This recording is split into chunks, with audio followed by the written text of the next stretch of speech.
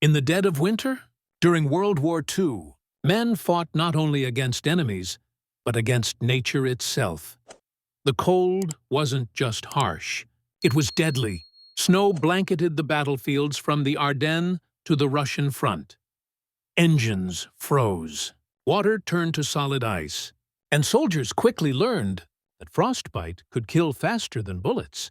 But in that frozen chaos, some discovered a trick, a simple, brilliant method that kept them alive when everything else failed. A trick that didn't need sleeping bags or tents, just resourcefulness and the will to survive. During those brutal winters, soldiers often had no sleeping bags at all. Supplies were frozen or lost in transit, blankets soaked, gear abandoned on long marches. Lying on snow or frozen soil meant losing body heat instantly. The ground steals warmth faster than air. Even layered in coats, men would shiver themselves awake, fighting to stay conscious through endless icy nights. It wasn't comfort they wanted, it was survival. Then came the realization: you don't fight the cold by adding layers. You fight it from below. Veterans remembered an old trick from mountain warfare. They gathered pine branches, dry hay, spare clothes, stacking them in layers to form a barrier between body and ground. This ground bed, as they called it, trapped air, and that trapped air became insulation. It turned deadly cold into a fighting chance. On the Eastern Front, this method saved lives. Finnish ski troops used it during the Winter War, sleeping under nothing but spruce boughs and greatcoats at -30. German troops copied it in Russia when their blankets froze stiff. American soldiers learned it too, from observation, necessity, and bitter experience.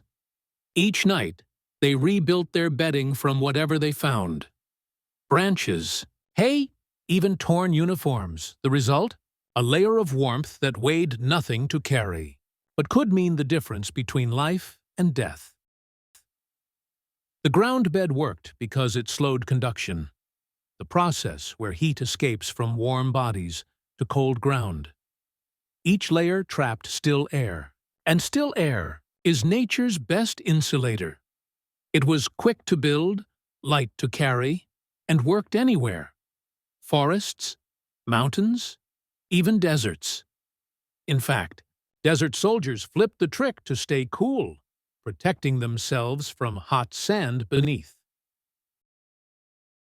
Today, we spend hundreds on insulated tents and sleeping pads. But those soldiers proved that survival isn't about gear. It's about knowledge. They didn't wait for warmth. They built it. They used nature itself as a weapon against the cold. Resilience doesn't come from comfort. It comes from understanding. Knowledge weighs nothing, and it can save everything. One method, endless uses. So the next time someone says you need the best gear to survive, remember those soldiers who faced the world's coldest nights with nothing but pine branches and courage. Their lesson still echoes through history.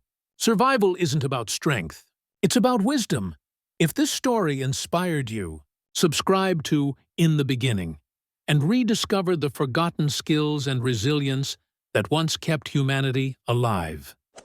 Because sometimes the oldest tricks are still the most powerful.